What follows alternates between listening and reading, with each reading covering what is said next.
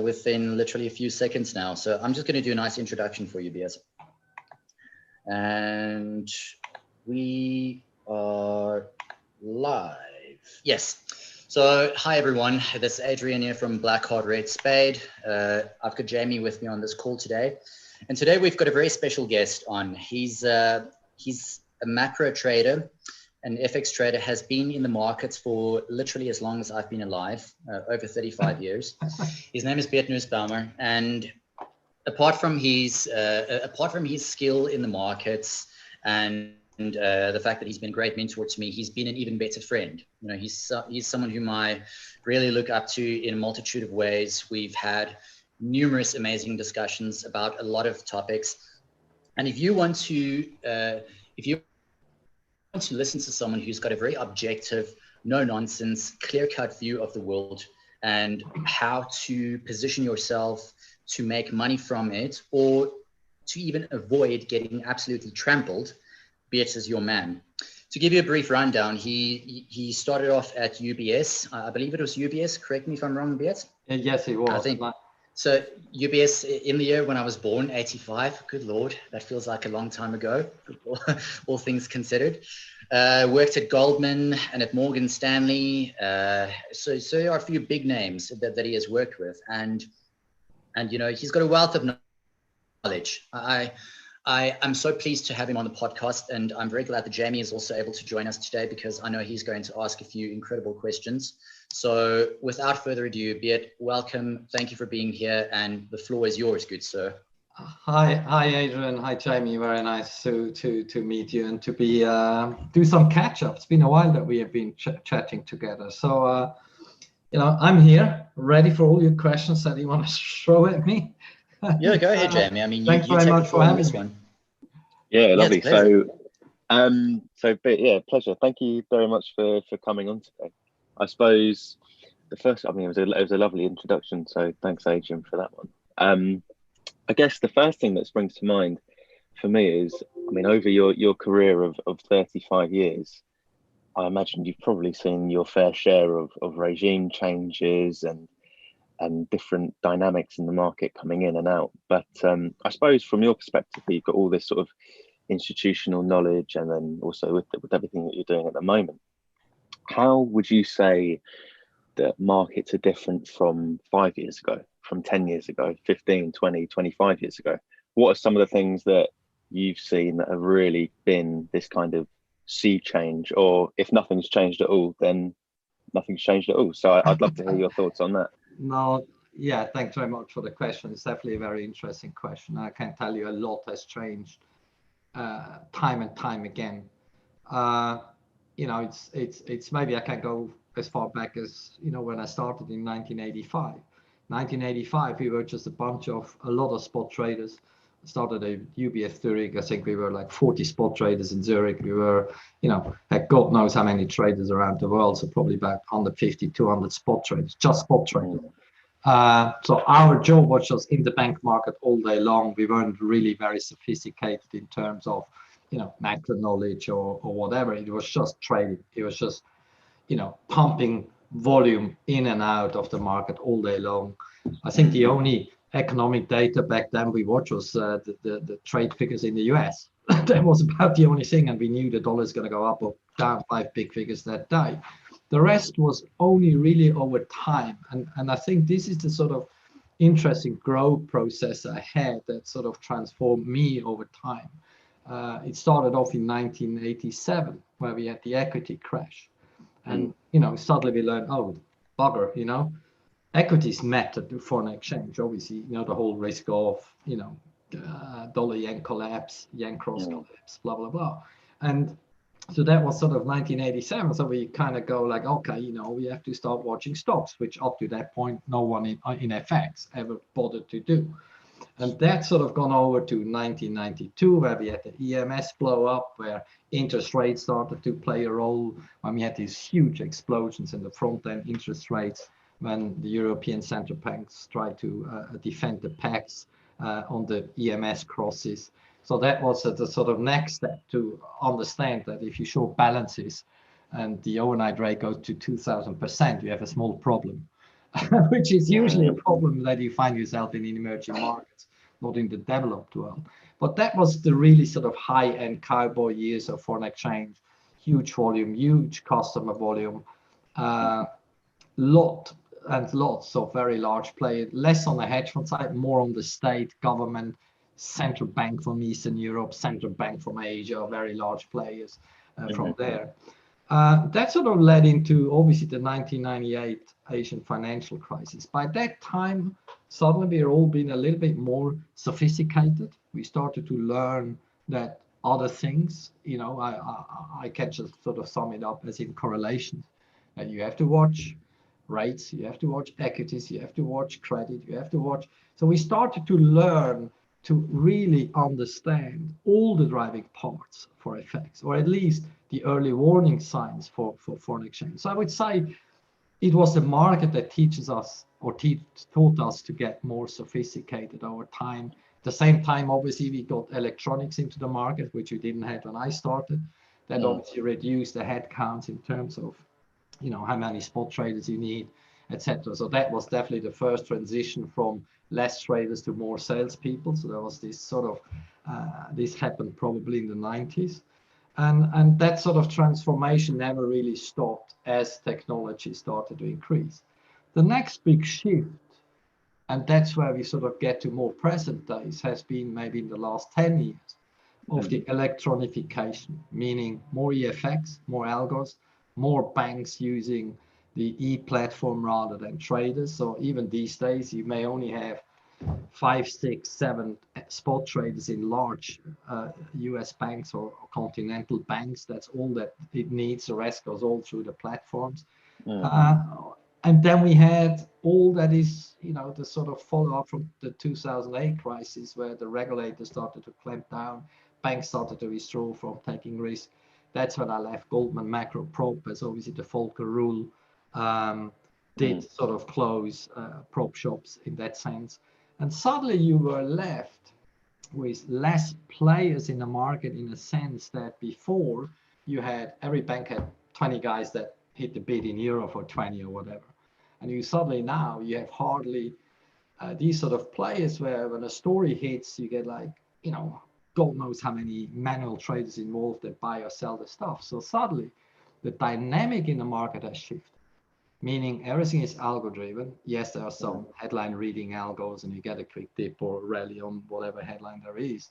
But generally, the way you take risk now has changed a little bit.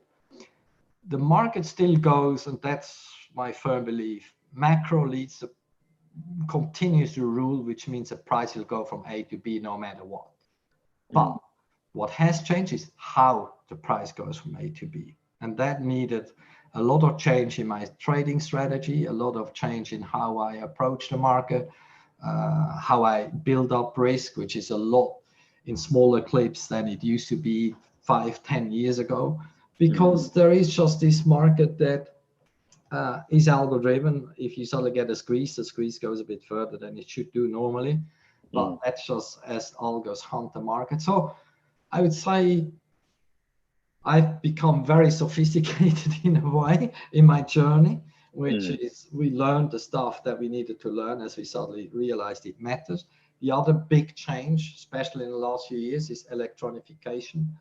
As I said, algos, less humans in the market. So that means you have to sometimes double guess the algos. I still personally feel I can make as much money as the algo can make. The only area where they beat me is in speed.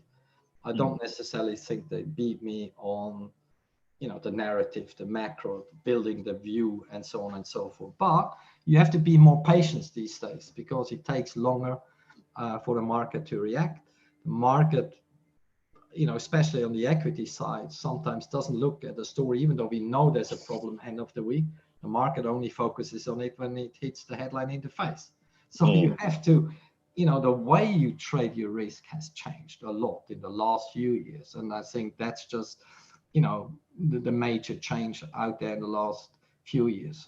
And it just needed you to evolve with the change. I know a lot of people that grew up with me that at some point in that journey just didn't accept the change. The moment you do not accept the change is when you start to lose, and then you have no chance. So you have to be up for the change. Do I like the change? No.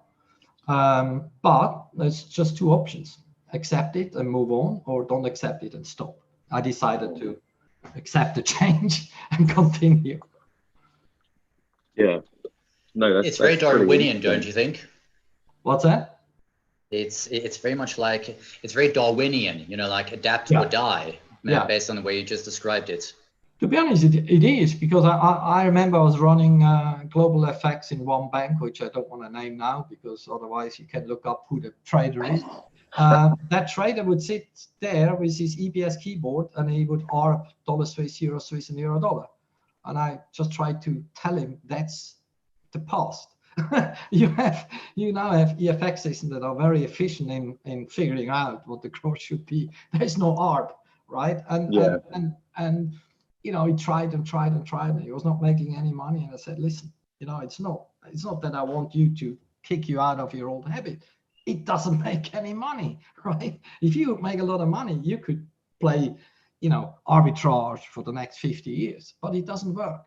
And so, like I said, the traders that just struggled with the transformation. Maybe I was lucky that I was running global businesses before I went private, that forced me to be at that sort of edge of the change, because I was responsible for the EFX side as well. So I had one foot in the new technology, not I'm not a quant or whatever, more as a, risk, running the risk rather than the actual platform. But I was forced to probably be open-minded, and I did see what happens and how things changed. And as I said, I realized as well, in P&L terms, if you don't change, you just don't make any money, or you're actually losing money. So it's more maybe the greed factor that made me very flexible to change, because I just thought that it, as I said, because I was running global businesses, I saw the people that didn't change, and I saw their P&L. So it was a no-brainer of what you had to do. Yeah. Well, it certainly sounds like, well, I don't know if you could say markets have become, I suppose, more efficient over time, because now you're saying in the last 10 years, markets are slower to react to like hidden narratives. But obviously you've got the algos that will jump on headlines with much greater speed than any sort of human can do. Correct. But it sounds like, I suppose, if you were a retail guy coming into the space and thinking, yep, I'm going to trade my own account from home. I've got 100 grand or something. I'm going to trade FX all day long. It sounds like if that was to be 30 years ago or 20 years ago, they would probably have a lot more success then than they would do now, especially from a sort of day trading front, where there's less of a focus on longer term narratives, but more focused on the shorter term, like sort of turns in the market and that short run price movement, because it's such a space that's dominated by algos.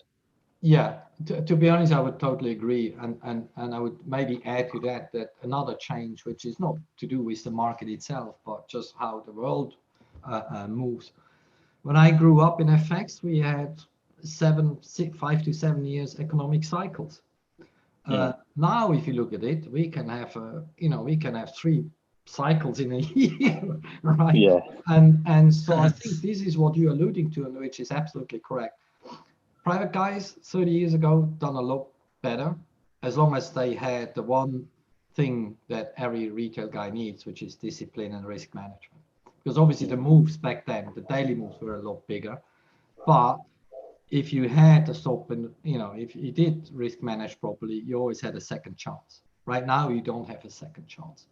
And I think like my journey probably shows you what I said earlier, how we learned as we went along.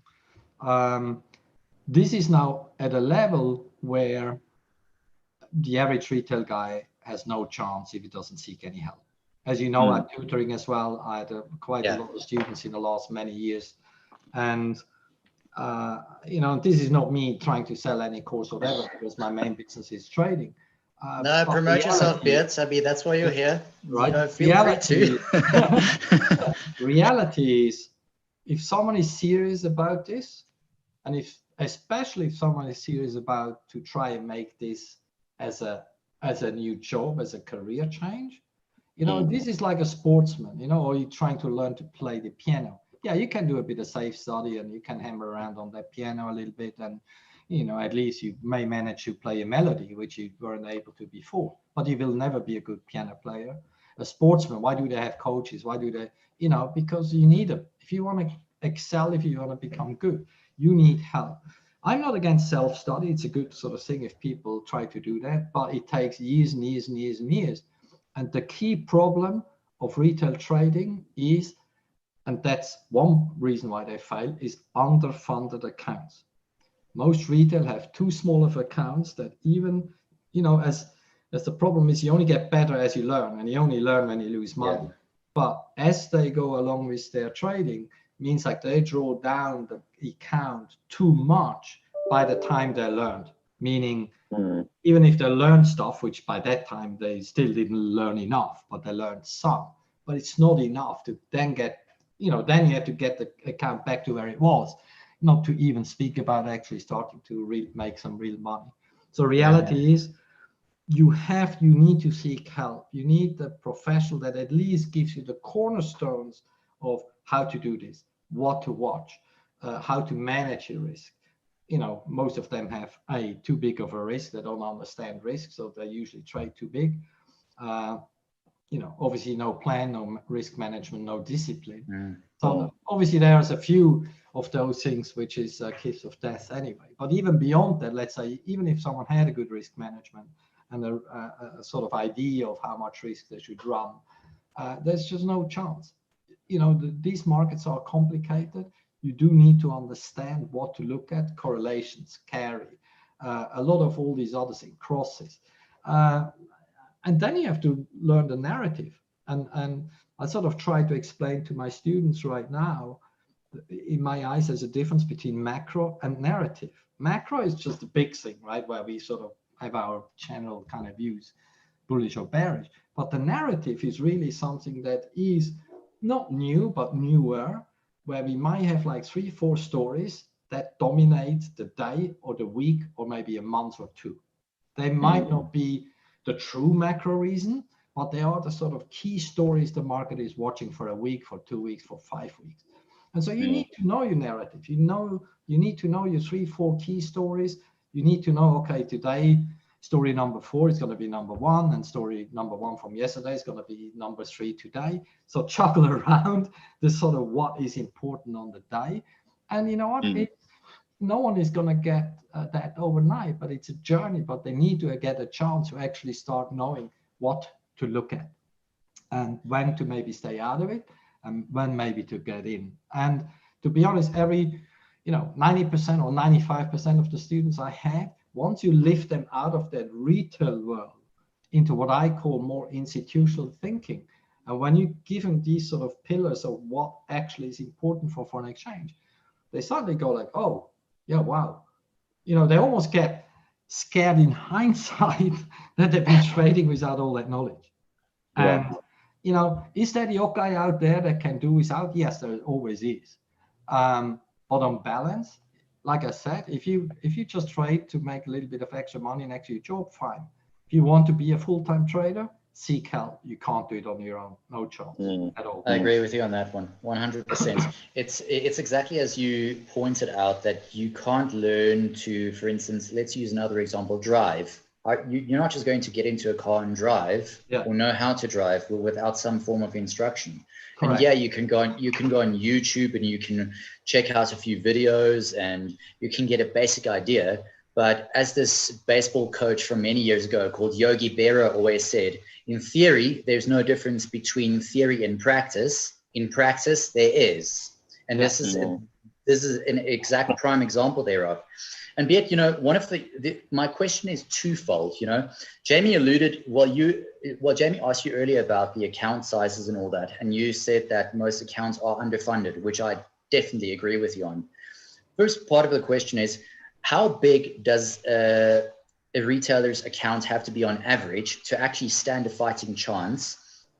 And two, how long would you even recommend them to go for mentoring? I know it's different on a case-by-case basis, but is there like an average time span that you would recommend for them to say, no, you're not going to trade with live money. We're going to use a demo account and I'm going to teach you the ropes, and then you can go out onto your own. Yeah. Well, in terms of the size of the account, again, that may depend a little bit on whether someone just starts out trading or if he actually tries to be a full-time trader. But I would say let's go full-time. Let's go with full-time. To be honest, I mean, the minimum I would say is it has to be around 20K, and that might not be enough at the start. But let's say 20K is better than nothing. Well, I think the most accounts are somewhere between 1K and 5K, I would say. Oh, probably. I wouldn't be surprised if I don't have the real stats, but by pure gut feel, I would say 70 to 80% is probably 1 to 5K. Yeah, well, I've actually got a good friend now who used to work in a retail brokerage, but they used to do some quite big size as well. And he was saying 95% of their accounts were just loads of little ones between $1,000 and 5K. So it's a ridiculous number. Yeah.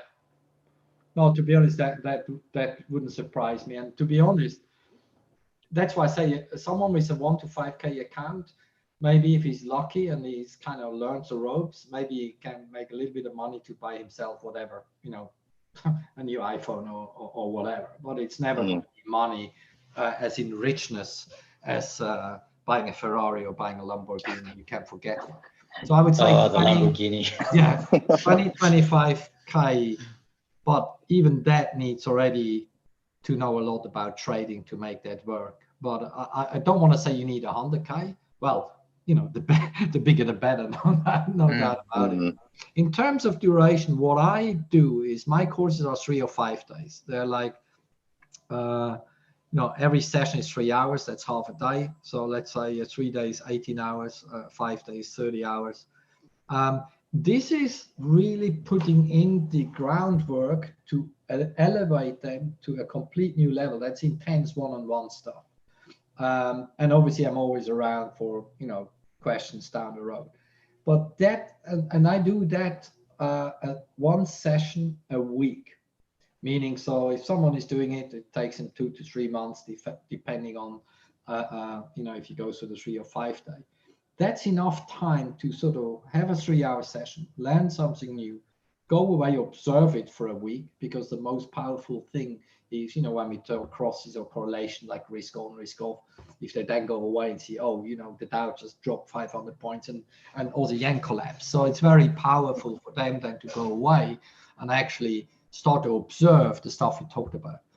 The other thing is, and I make that always very clear, is I would say once the course is over, they can really start to have a very educated kind of way to start trading. They know the pitfalls, they know the do's and don'ts, and then building the narrative, the views, and so on and so forth. That is a journey. No one can do that for you. This is just time. As you know where to look, if you start reading your stuff, if you are on top of politics, economics, and so on and so forth, you start to build that library. It's not happening overnight.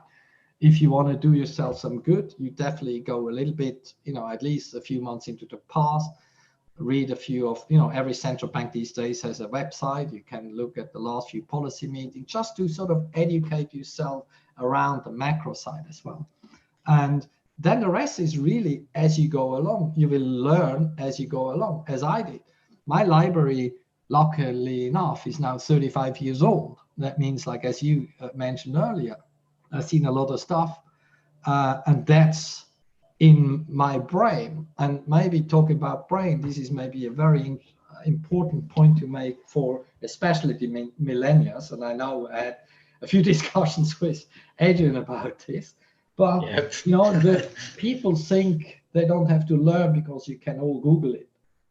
That's not good enough for trading. It actually has to be in your brain, because when we trade, you have to be able to fall back on all that you know in seconds. This is not, let's have a Google. And this is what I found, especially with younger students that I had. they did struggle in the beginning to actually start to digest things, to stay in the brain rather than on a piece of paper or in your mobile phone. Trading or your journey, the knowledge around that we need has to be stored in your brain. And of course, like I said, people that say, oh yeah, but you know so much. I said, yes, but I started at some point. I wasn't born a trader. I wasn't born whatever. That's excellent just point. the acceptance that you cannot make it overnight. It's a journey. And as you go along, you learn new stuff, because you can never build a course that includes every little twist that exists in the market. The course would go 200 years. So reality is, you have to accept it's not a quick fix. You have to accept, you learn, it puts you on an elevated level. Why do you learn? You learn so your account doesn't get drawn down with silly mistakes. So you keep your account in check. Hopefully you grow your account rather than draw it down. You grow. And in that sort of stage, 1 month, 3 months, 6 months, you start to gain that confidence that you go like, you know what? Yeah, I may not make money on everything I see, but I don't lose. Because one thing in trading that people underestimate, not losing is as important as winning. Because for every day that you do not lose, you don't have to make double the next day to be flat. Absolutely. Right? And I think this is, and I just had like last week at one of my students said, he just looked at his account, can't believe how well he's doing. And how much he did underestimate as when you trade the sort of chip and charge, as we call it. When we don't have clear trends, you buy you buy the dip, sell the rally, blah, blah, blah, trade around, how much it adds up. And I said, it does, because you know what? Especially at the moment where, post-COVID, where global interest rates are zero, where you don't have maybe as many trends as we usually would have. It's, let's say 10 times 20 pips or 200 pips. Yeah, maybe not as exciting as making 1 time 200, but you know what? Very efficient. And I think it's that kind of understanding of trading is not about home runs, because they exist maybe once in 10 years, 1998, 2008, 2020. They don't exist every day, right? And so that means like if people running risk, they always think they have the one trade that makes them a millionaire. No, it doesn't exist. So once you accept the game, as in trading means trading. Trading means you keep on adding certain amounts of money over time. And if you do a good job with your risk management and you have your account under control, luckily, if you make money every day or every second day, your account is growing. And if you realize you're in danger, you step away from the market because you learned, oh, this is dangerous, so I better back off because I'm maybe not equipped to deal with the problem that the market presents, then you save the money not losing it. So it's a kind of building of discipline. People get to know themselves the way they never did before. Because that is another part of my course, these sort of, and I think I spoke with you about it, Adrian, the mirror talk, right? When you have to look into the mirror and you don't actually have to describe the picture that you want to see, you actually have to be honest to yourself and describe the picture that you're seeing. Yeah, how did we say it? You have to be honest with yourself about yourself. I think that's what I said to you too. Exactly. And this is something that people struggle with, especially people from other walks of life, because obviously in my case, I've been a trader all my life. That means like, you always have a clear picture of how you're doing. You lose money, you make money, you're good, you're bad, whatever. But other people, never look for excuses. If you made a mistake, if you screwed up a trade, check it out why you did it, and then give yourself a slap on the wrist. If it was due to whatever, discipline, a little bit lazy or whatever, and don't just try to sort of say, oh yeah, I only lost some money because of this and that and that. If you lie to yourself, you're gonna fail at trading. That's very simple.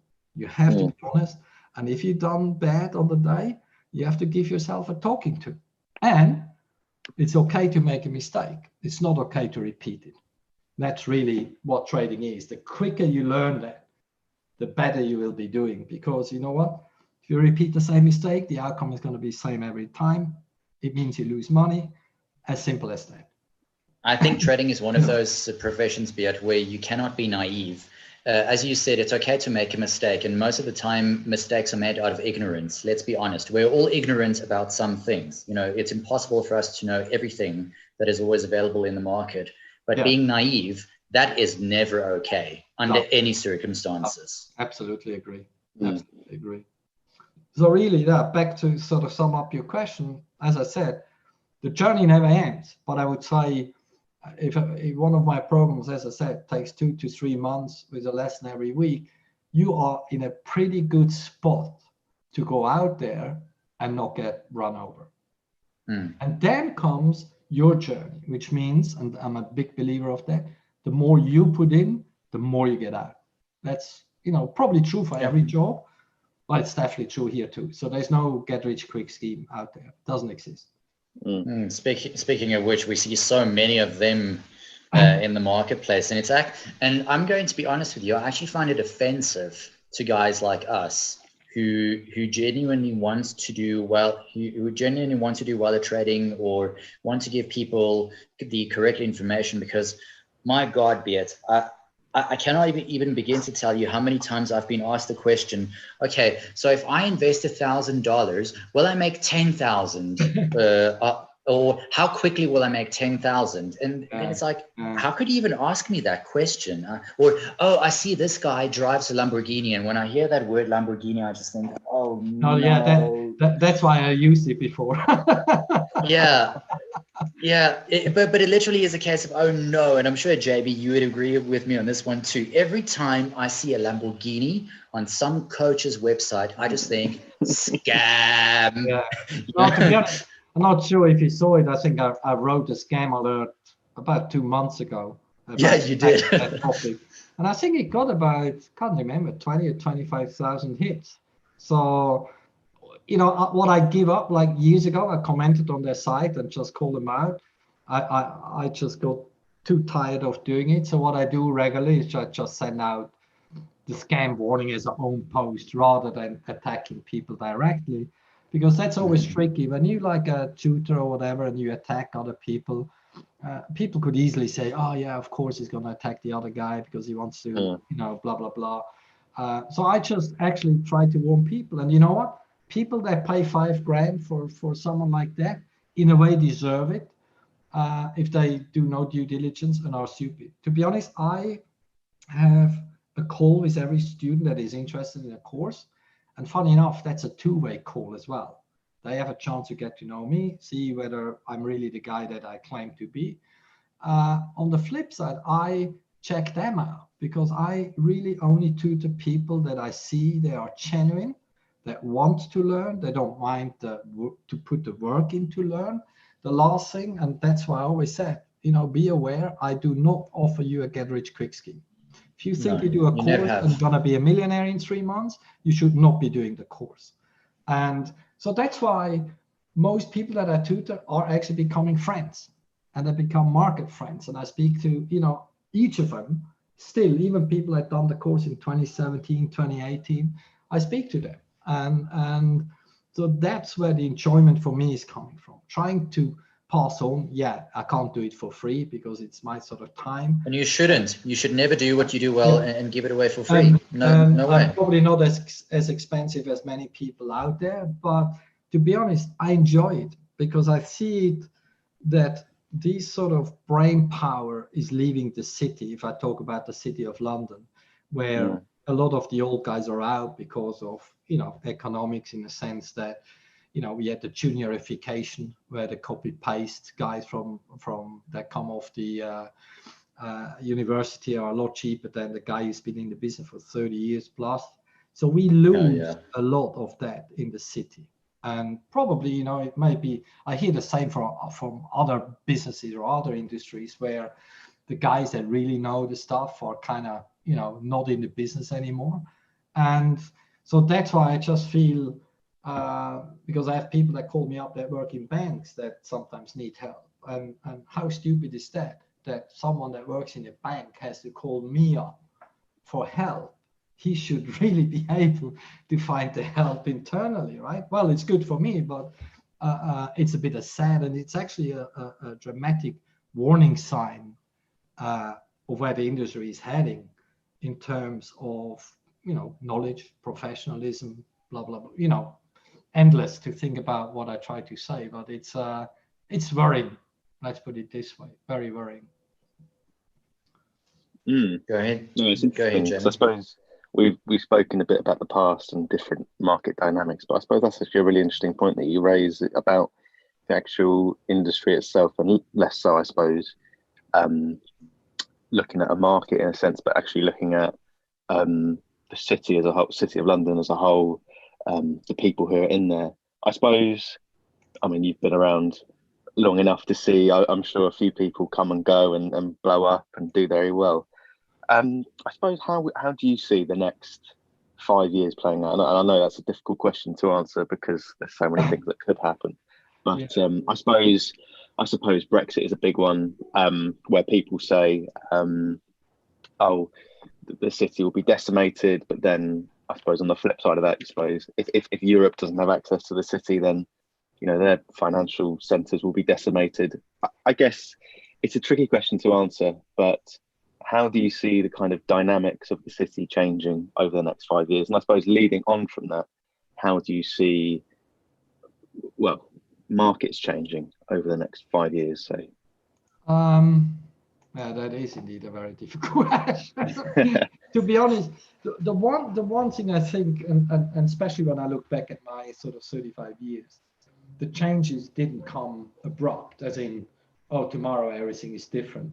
They're very subtle, slow changes, and you only during the period you kind of would realize what changed. So if you ask me what is different in 5 years' time from now, I actually wouldn't think there's that much different. They're all very subtle changes, as in we may have more, artificial intelligence is the next step. Because funny enough, I hear from very prominent algo people or quants that, all the funds that have gone on the algo side suddenly realize that they sort of lost the edge because everyone is doing the same thing. So you don't actually have a really big edge, but it's almost like an arms race, right? It's so expensive if you want to be at the forefront of technology. But if that reduces the edge, then you have to actually ask yourself, where's the extra money come from to actually get out of the cost side and so on and so forth. So I would say, probably going to have a few more clever algos. I would say the next step, which they already exist, but maybe they get better in terms of reading the news. So you have these sort of, that's probably still our edge, not the headline, that's already existing, but maybe the next step to actually really, try to understand the news, because it's one thing to read the news, you get the instant reaction, but the next big thing is to actually understand the news and understand part of the history of the news as well, to really make trading decisions. But that's not something that might just change the market in yet another sort of small way.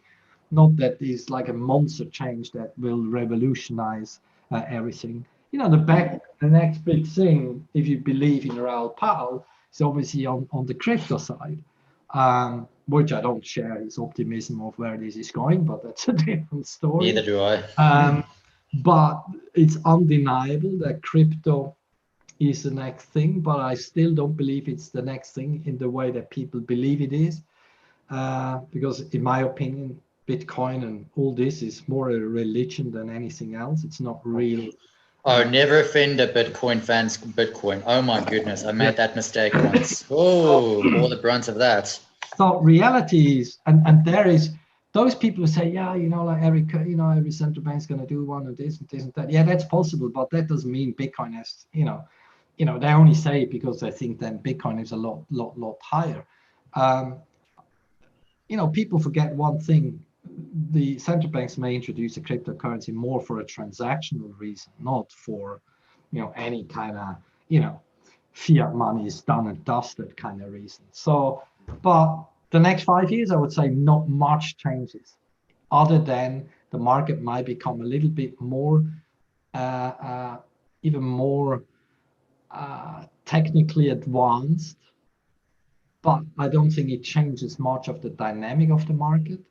I I think the big challenges in the next few years is coming really more from the macro side, which is the big problems we have accumulated in 2020 on the debt side and whatever. So that's going to be, the big challenge for humanity, and that will probably take another 3 hours of talking to each other, of when I start to think about where this is all going. But it's I learned to take things as they come. Thinking too far ahead right now, I don't think makes a lot of sense. But we have huge challenges that can go right or can go wrong. And you know me, Adrian, usually what the other side of that coin is. So the risk of any sort of conflict, domestic or international, is just on the increase in the next few years. Yeah, well, you and I spoke about that. Remember when you told me how China, for instance, bought up 24 years worth of grain contracts in Argentina? And that was 2 years ago when you mentioned that to me. Yeah. These are things that I reckon we'll see more and more of. I mean, here in South Africa, I mean, you're as we call the Tsar King, because you trade that rattlesnake very well, even though it bites every now and again. But I mean, here in South Africa, I can tell you now, this country's been sold out to China, and that's not just some random opinion. I'm being very factual with what I'm telling you here. If you look at how many things have been just sold out to China, or where they have certain things as collateral and stuff. And to be honest, the big challenge. This builds on to what you said about. Yeah, the big challenge, as we say, is one day we gonna have an issue with resources, and the second issue we have is debt, right? If you compare our debt levels from Lehman time to now, that makes 2008 just look like a rehearsal. And to be honest, in a positive way for central banks, it was great to have the 2008 rehearsal. Otherwise, we would have died in 2020. That's one thing that is very clear. So the central bank knew exactly what they had to pull very quickly in order to, because this one, March 2020, could have been terminal if the central banks would have been as slow as they were in 08. But luckily, we had the 08 rehearsal. But now we have the fallout. And, it's like, even though we have no inflation, we all know money's worth less. It's just not visible, right? But if you look at balance sheets of central banks or the debt amount that we built up, I mean, there's just no way out. We haven't only spent our kids' money, but we have spent their kids' money as well. And so when you start to look forward, you really do start to worry at times on when you then go back in history, you just sort of realize, these things sometimes end badly. And I'm not a pessimist. They usually do. No, you're a realist. I'm more a realist. And there's just no possible good outcome, no matter how you look at it. You know what I've always loved about you? No, fully agree with you, Beth. But you know what I've always loved and appreciated about you? And this is why you and I have spoken about way more than just markets, but about personal stuff and other, things in my personal life, but in your personal life and other world events and things. But one of the things that I love about you is that you're very objective. You're not trying to be Mr. Sugarcoat, but you're also not Johnny Raincloud. You're somewhere in between where you get a very objective opinion on things. Yeah, and to be honest, it's and one of the things that I wanted to ask you, sorry, Bert. One of the things that I wanted to ask you was about the inflation comment that you made, because I was reading a post by a mutual friend, David Bell, from Macrovision, where he was talking about money velocity. And something to do with idle money versus active money. And the reason why we haven't seen inflation is because of the fact that a lot of it's parked away as idle money. I would like to get your opinion on that. What are your thoughts? Because I'm not as clued up about these things. I have a basic idea, but you'll have a better idea of how to explain that to someone who doesn't know much about it. Well, to be very honest, I think if you're really honest, even the central banks don't know. And I think Jay Powell was very honest when he took the helm of the Federal Reserve, that they had no clue why inflation is what it is, as in, didn't pick up the way it should have done. I think there's so many reasons why it didn't do. Maybe the velocity is one thing. The other thing, as we know, has been always blamed is globalization. to be honest, if I look at my own personal life, I think CPI has only gone up. I cannot. Yeah, Well, I maybe agree. Except for my mortgage, because I have a tracker mortgage. But that's pure luck that interest rates went to zero. But beyond that, every person's CPI is going up. So Yeah. that makes me believe. So one thing is wrong. So the basket must be well old. Not that I know exactly the basket or what each country has in it, but quite clearly, it cannot have the stuff in it that people actually use. Rent. So, you know, Rent and mortgages ought to be included as far as Yeah. I'm concerned, because Yeah. those are massive expenses. You cannot get away from that. Yeah. Where are we meant to live?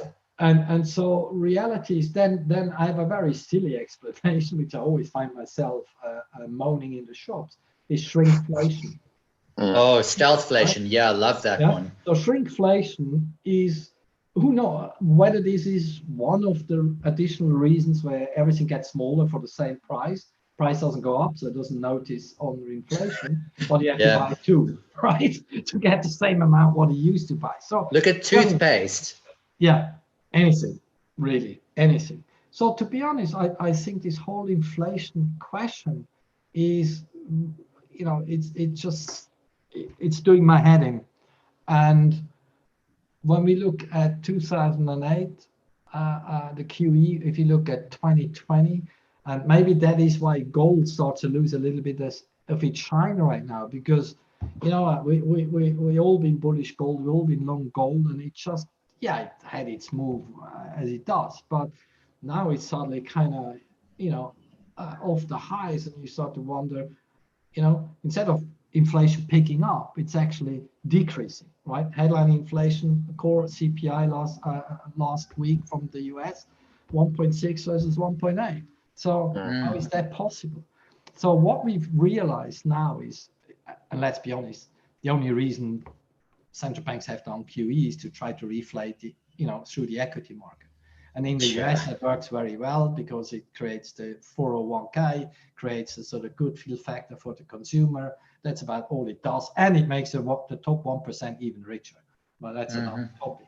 But what it doesn't do is it actually doesn't lift inflation.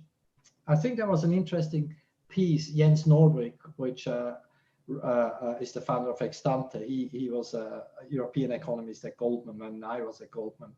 And he wrote an interesting piece, I think a few weeks ago, about the only way that you could create inflation right now would be if the Fed would indeed print money and hand it over to the White House.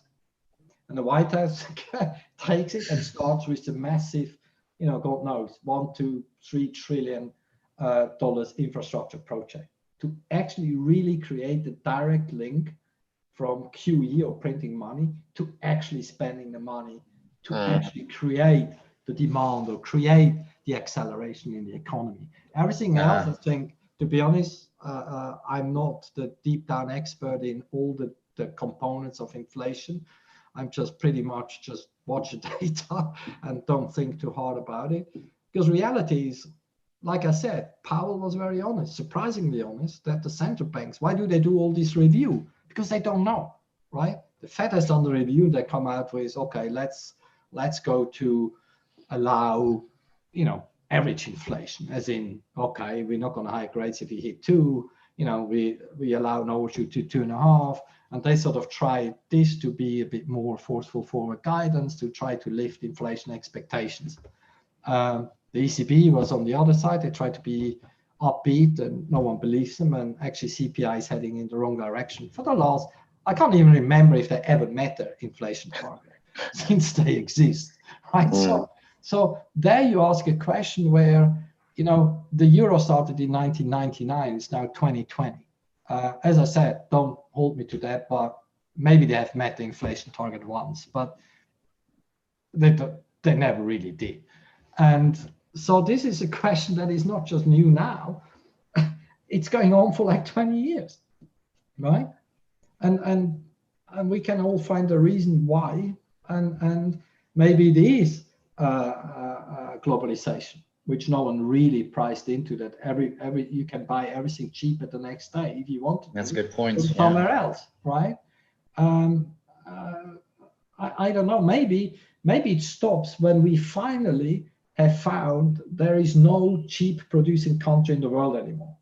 Because China has even has shifted their business to Vietnam, right? Because suddenly China gets too expensive, right? Oh, so yeah. like we did after the fall of the Berlin Wall, all the German companies started to build plants in the Czech Republic, in Poland, and so on and so forth, until they caught up on the sort of standard of living.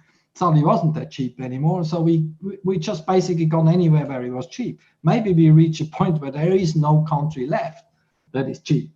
Then it may change. I don't know. I really, it's a too tough question. And so I just focus on the here and now. I'm not in the camp that I'm worried about inflation, that we suddenly do see 1930 type of hyperinflation. No, because the world just changed so much in so many ways that I just don't see that happen. But I see other risks out there, as in repeat of history in some sense. Like I said, as I was alluding to, is this debt situation can bring certain countries into severe issues in the next 5 to 10 years. And sometimes it's getting so 100%. Yeah. In a very not so nice way, right? Look at the US, right? We haven't spoken about that yet, and maybe just briefly. Yeah, let's go for it. Oh, we don't yet. Well, we assume Biden won, and all the other stuff is more conspiracy than anything else. But you have a divided country. Almost 50% voted for Trump. Oh yeah, geez. In the millions, right? So you have a country that is so deeply divided, where a civil war is only a stone's throw away.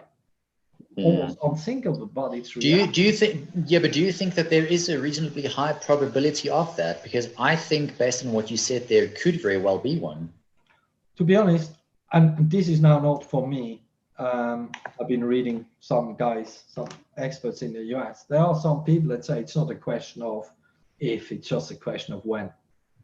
And that's not good. And to be honest, if you look at the picture from when you see both sides walking around with machine guns in the streets, I mean, come on, that just needs one wrong word from the wrong person, and it all blows up. Let's hope that, not that I'm a big fan of Biden, not that I'm a big fan of Trump either, but no, both are equally bad in my opinion. In some ways, policy, I'm obviously closer to Trump, not the way he handled it, but the basic ideas. I feel the same way. Just let's hope that Biden can never unite the country. The only thing hopefully he can do is to calm it down so people stand down. And I hope that Trump isn't an idiot and fuels the fire by this sort of calls on rigged election, because then it just can blow in your face in a very. I think the problem is, Beard, we're dealing with a narcissist over here, and he's such a big narcissist that he cannot handle losses, and he cannot handle any criticisms. So coming from a rational person like yourself, the best thing would obviously be to do just say, you know what, I lost. That's it. But with this guy, I don't know. I really don't know.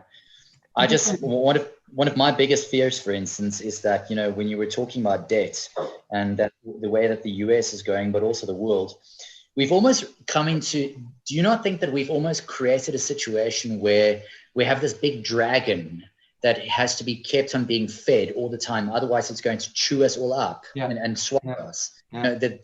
I don't know how you feel about that metaphor, but it feels like that to me.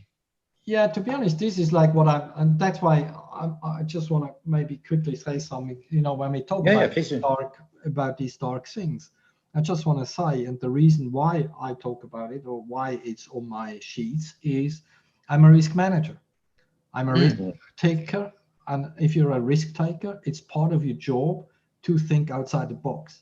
And so going into the election or going into any other sort of big event, or COVID, March 2020, or the sort of following impact, you just have to have a road where you go like, okay, this is the good stuff, that's a sort of semi-good stuff, that's the neutral stuff, that's the bad stuff, that's a very bad stuff, and then you still have the very, very bad stuff.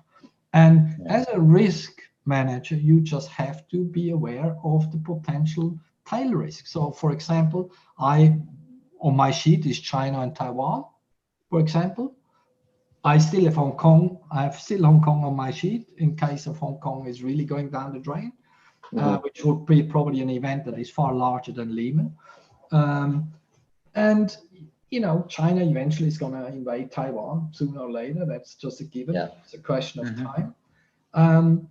And then you have obviously the impact in 2008. I was worried about anarchy in Europe when you heard youth unemployment is 50% in Spain. Usually that leads to problems.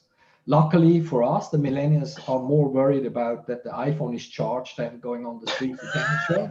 So that's maybe we're lucky there, because the reality is the same situation 20, 30 years earlier, you would have had anarchy on the streets of Europe, Greece, France, right? So we got lucky.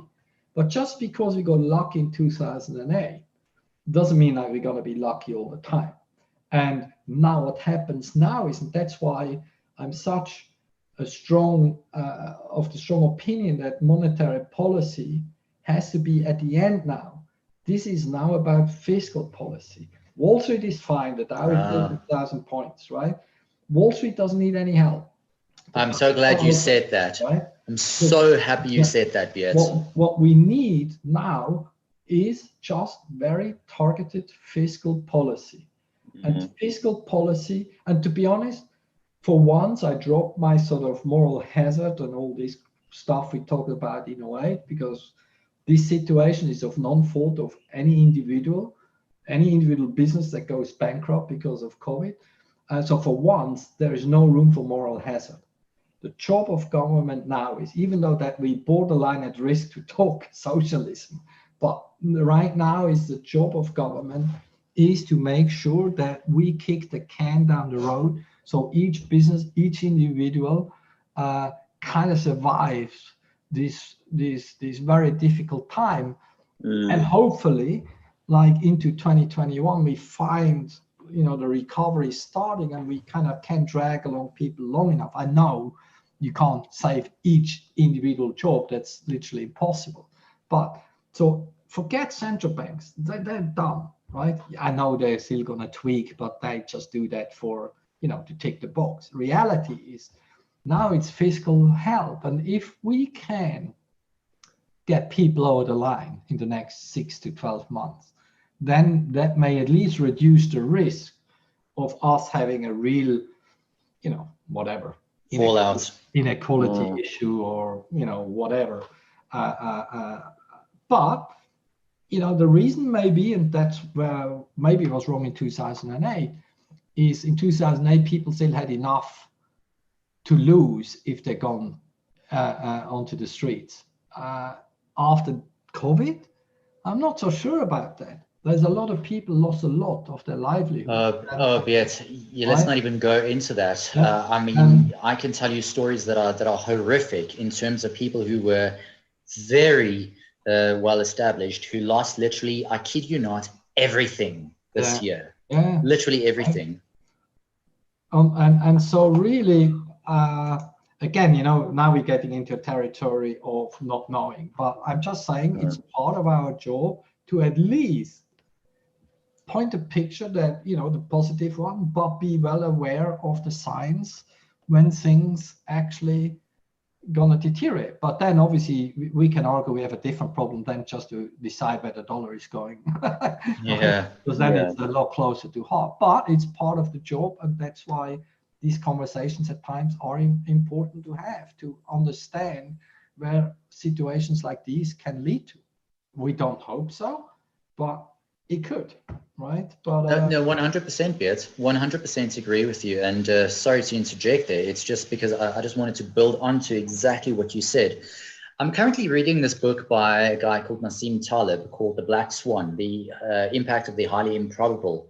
And in the book, he uses, and as you know, Taleb is a trader, he's a volatility trader and all that. And, he's got he's like, the two of you remind me of one another in so many ways because of your very direct, honest, no nonsense approaches. But one of the things that Taleb said is that in an ideal world, we live in what he would call mediocristan, where extreme events and things don't take place and stuff. But we live in a world that is extremistan, as he would call it, where black swans do occur, where randomness is a real thing, where you cannot predict the future no matter how hard you try. And this just builds on to exactly what you said. There are so many unknown unknowns, let alone known unknowns, that we just cannot, no matter what we do, predict what's going to happen. All we can do is position ourselves as well as we possibly can to avoid getting run over. Yeah. No, to be honest, I think the key is, and this is sometimes what I have to help more seasoned traders, is even though when we have these thoughts, you can't trade the market every day with this black swan ID, right? Because that ruins your P&L. And so to look out for the signs is fine as long as you're mentally able to separate when you think outside the box and what you do day to day. Because otherwise, you these sort of, there are a few people out there on Twitter and LinkedIn, and you probably know who they are. If you're bearish all the time, yes, eventually you're going to be right. So what you try to do is just do your work, see the signs, and like 2020, to be honest, even though it was the biggest crisis that I sort of gone through in terms of the real impact, it was the easiest to trade, the easiest to call, because in February you knew what's coming. So to this day I cannot understand why people got caught in that, because that was just a no-brainer. If an economy like China, 24% of world GDP, shuts the door, what do you expect to happen? Yeah, duh. And part two, you seriously did think that the virus is going to stay in China? I mean, there's two things where some people in the market just made such a big wrong judgment call. If you remember, we had the first sell-off in equities and that made new highs. I mean, that to this day, I don't understand that move, but anyway. But at least this time I didn't have to wait long. In a way, I had to wait long because I got short risk in October 2007. So I had to wait 7 years. No, what I mean is I had to wait for Q1 of 08, Q2 of 08, like 5, 6, 7 months for the trades to work. This time I had to wait about 2 weeks. Yeah, it was quite easy this time. But yeah, great. No, Bear, thank you very much. Jamie, I'll let you have the final question if you have any on your mind. Yeah, of course. I mean, Adrian, you almost stole my question there, because I was going to talk about the unknown unknowns. But I suppose, sorry, Jam. No, I forgive you, because it is a good question. But I suppose, B, as a guy who manages risk, who runs risk as well, but also, I mean, you spoke about your role as a risk manager. I suppose all the time you are probably thinking about what can go wrong, what are the potential downsides of everything. And I suppose if you're managing a team, then I suppose you'll have offsetting positions within that team that make the overall result not so bad. But I guess when you're managing a team of people and you're managing your own book, what are, from a risk manager's perspective, some of the differences when you're looking at that institutional team versus running your own book? I mean, first of all, yeah, I have to quickly dissect the answer. One is obviously now I work on my own, while before I didn't. Reality is, on the institutional side, it's quite easy. Every trader has a stop loss limit, right? Mm-hmm. So reality is, as a desk or as global head, you obviously keep an eye on that people do stick to their rules. But reality is, there is every trader has a stop loss. So even when worst comes to worst, yeah, you have a bad day, but you don't have a catastrophic day, because risk limits are set in a way that you're not going to get blown out of the water if every single trader loses money. Yes, there are situations, they only come about maybe once a year or once in 2 years, where as a desk head You may just open a position because you see certain risk that most people don't, and you just take the other side. And if nothing happens, okay, you usually don't lose that much money on that hedge if you hedge an entire desk for a situation. But coming to what I do now, which is managing people's money, is really about just risk management. Yes, you're very right. Every time I think about what can go wrong, but every position has a stop loss.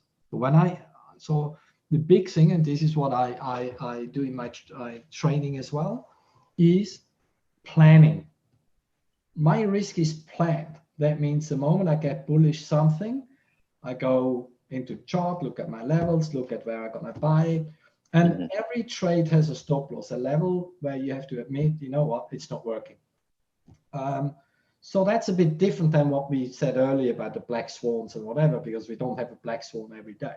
So this is just really natural risk management, which means, before I do have actual risk, I have a plan. I know exactly where I buy, I know exactly how much I buy, and I already know what the trade costs if it goes wrong. So like a checklist almost. What's that? So like a checklist almost, if I can use that word. Sort of. Well, checklist is maybe a little bit too bureaucratic, but what I know is when I take risk, I already know what it costs when I lose. Yeah. Gotcha. I'm with you. Yes, I'm with you. So that means that is how I manage my risk. It's maybe different when we talk black swan and if you get a running away market, whatever. I have never offsetting risk, because the way I manage my risk is really in terms of every trade has already a hardwired stop loss in the system, which means whatever happens, okay, a bit of slippage, whatever. So it's maybe small, more expensive than you plan it. But reality is every risk I have, if all goes wrong, I already know what it costs before it happens. And funny enough, this is not only a discipline risk management. It's actually helps your brain to be relaxed, because there's no, you know what, if I'm bullish and I have a high conviction on a trade, I put it on, put the stop loss in. If I lose money, my view is wrong, move on, next trade, right? It's defined versus undefined risk. Yeah, so I don't even have stress at any given time, even if the trade is wrong. Then I just have made a wrong call. I lost the money that is in percentage what I'm sort of fine to lose on a trade, and I look for the next trade. The only stress that you get in trading is if people start putting on risk and not having a plan, and suddenly stuff starts to go wrong and they haven't got a plan where to get out, and then it gets very expensive usually, right? And stressed.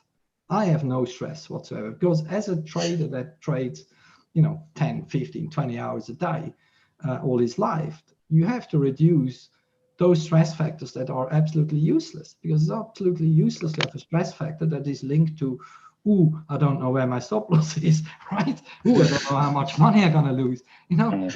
You can do something about that, right? Yeah. And so this is just about having a very solid regime on how you trade. And so that's why I don't need offsetting risk. So I'm not a hedge fund, in a sense where, the word hedge means if I'm long something, I'm going to be short something, because that limits your upside, right?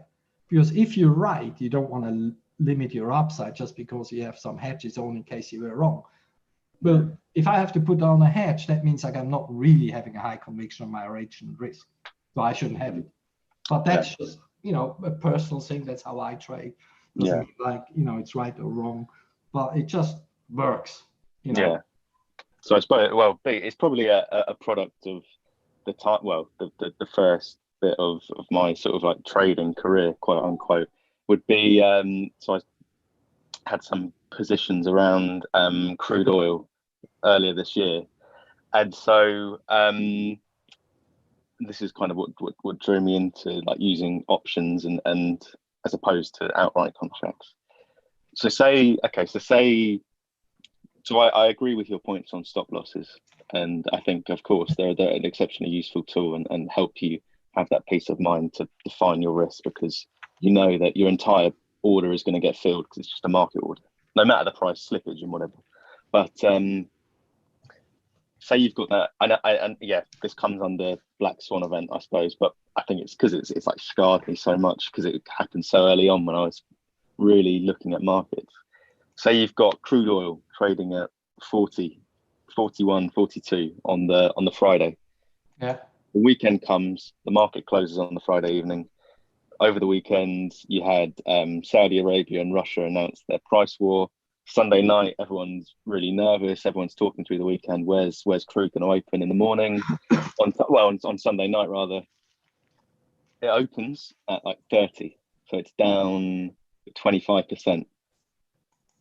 And yeah, you heard some absolute horror stories about guys getting blown up and getting wheeled out. And I know that if I'd had a position on over the weekend, my account would have been devastated if I'd been long. But I suppose that would be how. This is where I become like cynical about stop losses and whatever, and think like, yeah, it's defined risk. Yeah, to be honest, undefined. Yeah, one thing I don't do is I cancel all my stops on a Friday. Right. I don't run stops over the weekend. Why? Because it doesn't matter. It doesn't, like you just alluded to, it doesn't save you from the gap risk on the weekend. Yeah. But what I do is I have a very long and hard think about my position on a Friday. Yeah. So that means there were times when, in case you were long risk, there was just no way to go long risk into the weekend. Early in the year, like COVID, in 2019, trade war or other things. So to be honest, most of the time I was short risk anyway. So I was always happy to go that way into the weekend because short risk, from 10 events, 9 are bad for risk anyway, on balance. One may be good for risk. So if you short risk over the weekend all the time, you make 9 times, you lose once. Oil, I don't trade oil. I watch oil. I don't trade it. It's like I watch Bitcoins, but don't trade it. And I watch gold and I don't trade it. Well, in gold, sometimes I have a macro position like early in the year, but I don't trade it there. I just had a hardcore risk. But generally, I don't trade things where people can know a lot more than I do, which is the entire commodity space I don't trade. And that's more a cynical, that's probably me as an old trader, cynical. Why should I trade a product where the producer already knows everything 5 days in advance? You can't get an edge. I have no edge at all. Yes, to be honest, sometimes you can argue, any sort of bullish global growth headline, you could buy oil rallies. To be honest, there's a lot of other stuff I can buy on that headline too. And by far, being better able to risk manage. So I hesitate to trade stuff where, like I said, there are people, you have Saudi Arabia, you have other players in the market that know, a lot more than I do. So yes, you can have core risk on macro perspective. The moment you try to day trade commodities, why would I want to compete with the real players, as in the producers and all these guys? No, but that's just me. I just feel in FX I don't have that problem. Occasionally you do, but not too often. Not to the extent. No, definitely not. I just want to say thank you so much for your time. I know you've got to go, so I'm just keeping it. And, it's been an absolute pleasure listening to you and gaining the advantage of your wisdom and experience once again. I know we would love to have, I'm speaking for Jamie and myself here, but we would love to have you on for a subsequent call sometime, maybe when things are a bit calmer again, because it's just a pleasure listening to you. And I know that anyone listening to this or who is going to watch this at some other point will love this episode. So thank you once again. Yeah, you're welcome. Anything else you want to add, Jamie? No, I suppose, just thank you very much, B. It's been an absolute pleasure listening to all the experience that you've gained over the years. No, thanks very much, and a pleasure. And I'll definitely be back if you have me back. Fantastic. Perfect. All the best. Yeah, lovely. Fantastic. Thanks very much. Thanks a lot, Beat. Guten Tag. Well, auf Wiedersehen. Okay.